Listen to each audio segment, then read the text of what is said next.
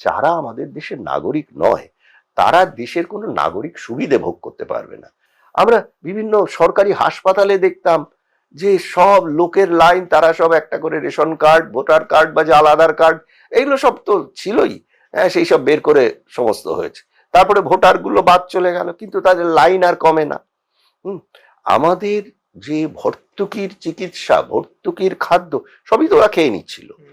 এবং এতে কিন্তু ভারতীয় মুসলমানরাও যার পরনাই ক্ষুব্ধ ছিলেন।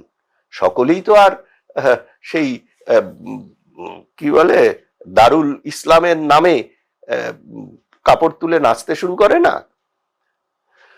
ভদ্র নাগরিকরাও আছেন। তো মমতা ব্যানার্জির এই পতনের পরে এই জিনিসটা করার আগে আমার মনে হয় ভারতবর্ষে এইভাবে যদি চলতে থাকে, বিভিন্ন জায়গায় একটার পর একটা ইনসার্জেন্সি মাথা চাড়া দিচ্ছে, আর বিশেষ বিশেষ সময়ে বিশেষ বিশেষ সুপ্রিম কোর্টের জাজ, যারা আবার কলেজিয়াম সিস্টেমে সিলেক্টেড জাজ, তো তাদের জাজমেন্ট বিশেষ বিশেষ সময়ে বিশেষ বিশেষ দরদ উতলে ওঠে, এটা কিন্তু দেশের ইন্টিগ্রিটির পক্ষে বিপজ্জনক হয়ে যাচ্ছে। আলটিমেটলি হয়তো এমন অবস্থা নিতে হতে পারে যে দেখো 1947 সালে ভারতবর্ষ কিন্তু কোনো যুদ্ধ বা বিপ্লবের মধ্যে দিয়ে স্বাধীনতা পায়নি।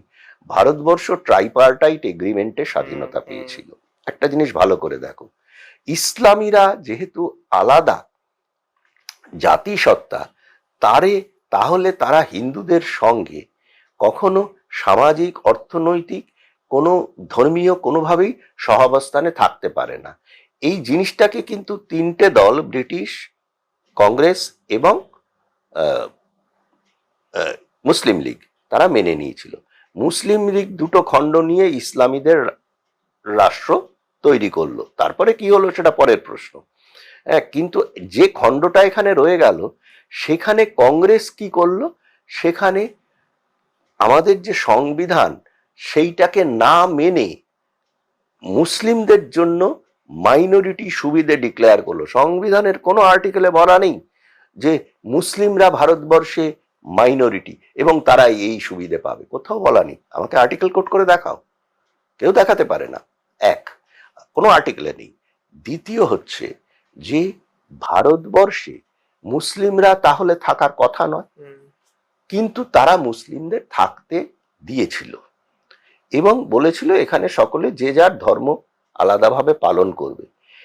কিন্তু ভারতবর্ষে স্পেসিফিক্যালি শরীয়ত আইনে ভারতের শাসন ব্যবস্থা চলতে পারে না। আজকে দেখছি পশ্চিমবঙ্গের একজন সদ্য ইলেক্টেড এমএলএ, আমি তার নাম করে তাকে আরো পপুলারিটি দিতে চাই না, তিনি অবশ্য দু জায়গা থেকে এমএলএ হয়েছেন, এখন শুনছি একটা ছেড়ে দেবেন তিনি তার ছেলের জন্য। এটা তো ইসলামী পরম্পরা, ছেলে বাপের জায়গায় আসবে, আবার বাপকে দরকার মতো কতল করে নিজেই বাপ হবে, তো এইসব ব্যাপার তাদের থাকে।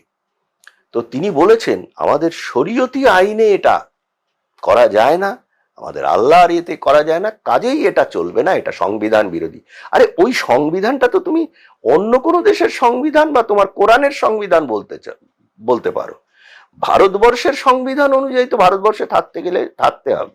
আরেকটা মারাত্মক জিনিস যেটা জওহরলাল নেহরু গভর্নমেন্ট করেনি, প্রথম গভর্নমেন্টের কথা বলছি, তারা কিন্তু ভারতের জনগণের কোনো প্লেবিসাইট নেননি, তাদেরকে বলেননি যে তোমাদের জন্য এই রাষ্ট্রটা হলো, এটা ইসলামীদের জন্য নয়, কারণ সেটা কিন্তু স্বীকৃত ট্রাইপার্টাইটে।